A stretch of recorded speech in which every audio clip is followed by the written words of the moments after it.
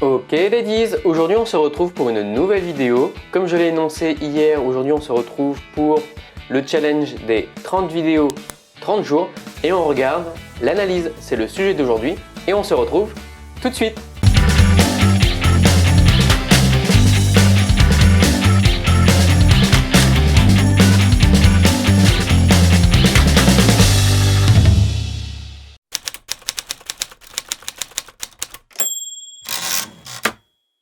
Après, je suis pas sûr que ce soit une très bonne idée de faire une vidéo tous les jours.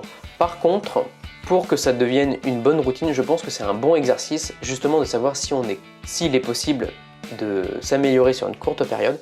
Oui, c'est possible et ça permet justement de m'améliorer. Si je regarde là par exemple mes 5 dernières vidéos, elles sont beaucoup plus dynamiques que mes vidéos il y a 30 jours. Ça fait que 30 jours. Pour autant, j'ai vu un pic d'évolution sur plusieurs points.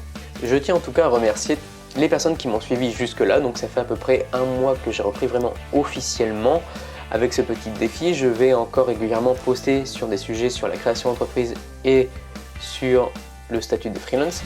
Pourquoi avoir lancé ce genre de vidéo? J'avais acheté un appartement il y a à peu près un an, j'avais commencé à mettre la chaîne YouTube, j'avais vu que l'audience avait bien décollé parce qu'on était en plein confinement et que les personnes étaient H24 sur YouTube. Pourquoi 30 jours, 30 vidéos? Ça sert à rien, la vidéo elle est à peine lancée. Ça me permet justement de faire une réflexion sur les sujets des vidéos et ça me permet justement de recréer une audience au début de la chaîne YouTube. Les contenus qui sont importants aux yeux de mon audience. C'est ça le plus important. Quand on regarde par exemple les non-abonnés, il y a à peu près 50% d'audience qui regardent les vidéos et qui ne sont pas abonnés. Et ça c'est extrêmement waouh. Donc il y a une majeure partie des personnes qui regardent mes vidéos qui sont abonnées à la chaîne YouTube et il y a 50% qui ne le sont pas. Le secteur géographique, je touche principalement les Français, viennent ensuite les Suisses et des Belges. Je sais pas pourquoi il m'a mis l'Ukraine et pourtant c'est écrit 0, mais majoritairement ce sont les Français. L'âge moyenne elle est entre 25 et 34 ans. Et il y a quand même des personnes qui ont regardé les vidéos sur YouTube à partir de leur télé, d'accord? Donc c'est 50-50. Et il y a quand même une majorité sur les tablettes. Pourquoi j'ai fait une chaîne sur la communication et les graphismes? Parce que pour moi tout est lié. Aujourd'hui vous êtes graphiste, vous êtes du domaine de la communication, pendant des années vous avez travaillé auprès de clients qui ont eu un besoin et vous y avez répondu. Aujourd'hui, pourquoi ne pas apporter justement ces compétences-là dans votre propre business? Pourquoi ne pas mettre vos compétences pour vos projets, vos propres projets? Ça ne se fait pas du jour au lendemain, dans tous les cas il y aura toujours une notion de temps.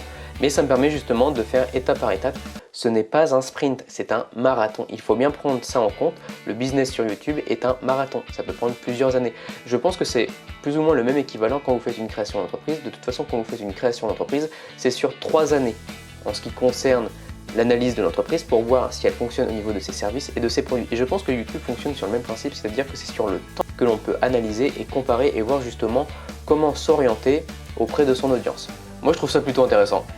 Rome ne s'est pas construit en un jour et c'est grâce à ça que ça me permet justement de m'améliorer. Donc merci. Qu'est-ce que j'ai amélioré ces derniers 30 jours? C'est-à-dire mon élocution, ma présentation sur les vidéos, l'acceptation de soi-même sur les vidéos et ça c'est très important. Au début, vraiment, quand on commence les vidéos, il faut avoir l'acceptation de soi-même et c'est très compliqué d'avoir ce regard sur la vidéo parce qu'on voit tous les défauts du monde et c'est extraordinaire. On n'analyse même pas le son, les paroles ou le sujet qu'on est en train de faire, on s'analyse et on regarde notre comportement. Aujourd'hui, je fais tout moi-même, tout est fait maison. Donc voilà les ladies, j'espère que vous avez apprécié la vidéo. N'hésitez pas à mettre un descriptif en bas de la vidéo et à vous abonner à la chaîne YouTube, ça fait toujours plaisir. On se retrouve la prochaine fois sur le statut des freelances.